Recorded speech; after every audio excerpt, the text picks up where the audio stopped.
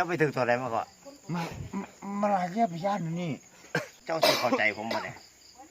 เจ้าสิเป็นอำมาตย์รักษาแบบสถาบันเจ้าก็สิทำบ่รู้บ่ชี้ผมไม่รู้ว่าตอนนี้ประเทศเฮามันเป็นจังได เงี้ยกูเล่าอ่ะ เจ้าก็สิว่าโอ้ยเจ้าก็มีแต่ว่ากูกินต้มบักกล้วยก็พอประชาชนกูเป็นจังไดก็เรื่องของเขามันก็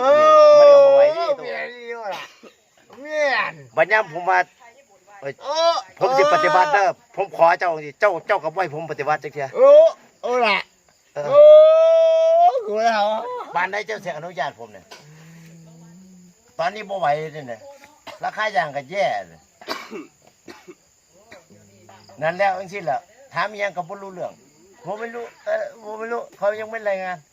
เว้าได้แต่คำเดียว